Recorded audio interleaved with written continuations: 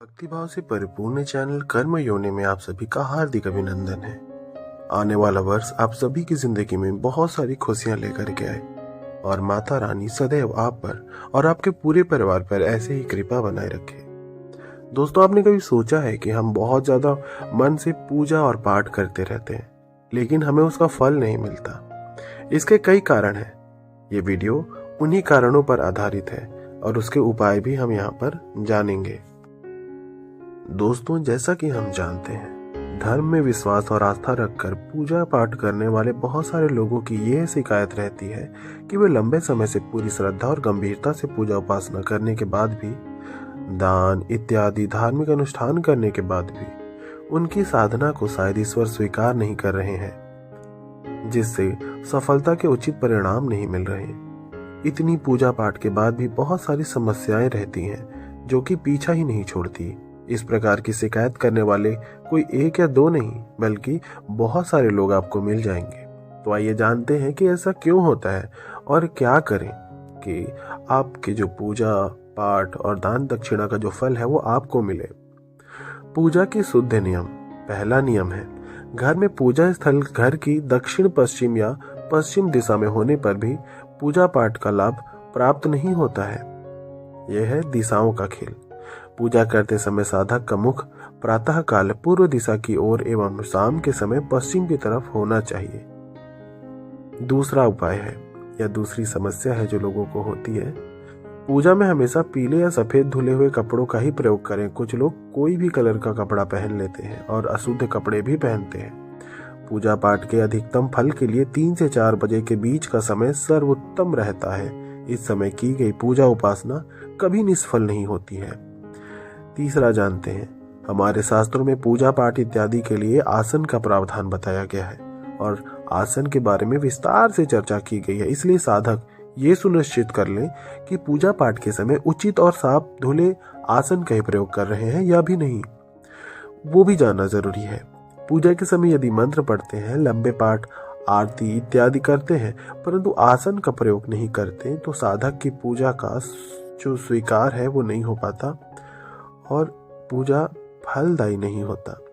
पूजा के फल स्वरूप पैदा हुई ऊर्जा आसन के अभाव में पृथ्वी में समा जाएगी, साधना के फल से वंचित हो जाएगी, ऐसा मानना है। चौथा है, शास्त्रों में पूजा अर्चना को एकांत स्थान में करने का विधान बताया गया है, क्योंकि यदि पूजा के समय यदि कोई छू भी लेता है तो पूजा के फल स्वरूप पैदा हुई ऊर्जा का पृथ्वीकरण हो जाएगा, जिसे सामान्य भाषा में हम कहते हैं कि अर्थिग्न हो जाएगा, है ना, यानी कि धरती में समा जाएगा। जो अर्थिंग कहते हैं ये वही है।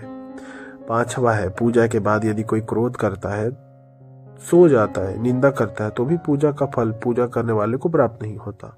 इसलिए इन बातों से बचने का प्रयास करें। छठा है, भूल कर भी पूजा उपासना चारपाई पर बैठ कर न करें, नंगे फर्श पर न बैठे। यदि आसन मिलना संभव न हो तो ऊनी कंबल प्रयोग कर सकते हैं। कहने का अभिप्राय है कि पूजा के समय पृथ्वी के संपर्क में सीधे आने से बचें। सातवां है, यदि किसी व्यक्ति ने वो अनुपयुक्त रत्न पहना होगा तो भी पूजा पाठ का लाभ नहीं मिलता, जैसे कि छिद्र युक्त घड़े में पानी डाला जाए, ये उसी प्रकार है। आठवां, यदि किसी परिवार में किसी अविवाहिता सदस्य की अकाल मृत्यु हो जाती है तो उसे अतृप्त आत्मा माना जाता है और अतृप्त आत्मा अपनी मुक्ति के लिए बाधाएं पैदा करती है। पूजा पाठ का लाभ न प्राप्त होने पर इसी बिंदु पर भी ध्यान दें कि आपके परिवार में कहीं इस प्रकार की कोई घटना घटित तो नहीं हुई है। यदि ऐसा हुआ है तो उस अतृप्त आत्मा की मुक्ति के लिए शास्त्रों में बताए गए नियमों में निहित विधियों का पालन करें। नौवां है, किसी नए मकान में रहने के लिए आए हैं तो सुनिश्चित कर लें कि आपने अपना घर किसी निसंतान व्यक्ति से तो नहीं खरीदा है।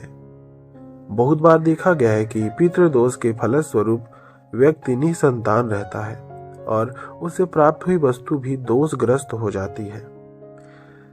10वां है, पूजा पाठ हमेशा घर के किसी एकांत स्थान में करना चाहिए जहां पर आसानी से दूसरों की दृष्टि न पड़े। यदि घर में प्रवेश होते ही पूजा स्थल पर सबकी दृष्टि पड़ती है, अर्थात पूजा स्थल छिपा नहीं है, तो भी पूजा पाठ का लाभ नहीं मिलता। सीढ़ी के नीचे भी पूजा गृह अच्छा नहीं माना जाता। 11वां है, मंत्र हमारे ऋषि मुनियों द्वारा अस्वीकृत बहुत ही वैज्ञानिक ध्वनियां है। मंत्र जब से कुछ भी प्राप्त किया जा सकता है। यदि आप नियमित पूजा में मंत्र जप करते हैं तो ध्यान रखें कि मंत्र उच्चारण शुद्ध है, और अन्यथा पूजा निरर्थक हो जाएगी अगर शुद्ध ना हुआ। एक अक्षर की गलती आपको मंत्र से होने वाले लाभ से वंचित रख सकती है। कभी कभी मंत्र का उच्चारण गलत होने से नुकसान भी होता देखा गया है। एक एक अक्षर से मंत्र बनता है। यदि कहीं त्रुटि हो तो मंत्र के किसी जानकार से ही सही उच्चारण करना सीखना उचित है। 12वां, अगर कोई शास्त्र अनुसार नियमित पूजा पाठ करता है तो उसे खान पान में भी शुद्धता रखनी चाहिए। अगर साधक के परिवार को कोई सदस्य मांस मदिरा का सेवन करता है परिवार में से, तो भी पूजा का पूरा फल साधक को नहीं मिल पाता। 13वां, यदि साधक चाहता है कि पूजा का फल पूरा मिले तो सप्ताह में एक बार मौन व्रत जरूर रखे। आपके मौन व्रत रखने से अध्यात्म बल बढ़ता है, सहन शक्ति का विकास होता है। 14वां, अगर कोई व्यक्ति मंत्र का निरंतर और लंबे समय तक जपता है तो उस साधक के शरीर में आसपास एक दिव्य आभा मंडल बन जाता है, जिसे केवल कोई सिद्ध पुरुष ही देख पाते हैं। वो आभा मंडल साधक की अनेक प्रकार से रक्षा करता है। 15वां, यदि साधक के घर में किसी प्रकार का वास्तु दोष है तो ऐसे में घर में पूजा न करके किसी मंदिर में पूजा कर सकते हैं। 6वां, अपनी पूजा का आसन, जप करने की माला और पूजा के कपड़े किसी दूसरे को हाथ नहीं लगाने दें। ये है विधियां ताकि आप अपनी पूजा पाठ का फल सही से प्राप्त कर सकें। ऐसे ही वेदों पुराणों पर आधारित ज्ञान से भरपूर वीडियोस हम लाते रहते हैं। अगर आपने चैनल अभी तक सब्सक्राइब नहीं किया तो भक्ति भाव से परिपूर्ण हमारे चैनल को अभी के अभी सब्सक्राइब। माता रानी आप पर और आपके पूरे परिवार पर यूं ही सदा कृपा बनाए रखे। जय माता दी, जय माता दी, जय माता दी।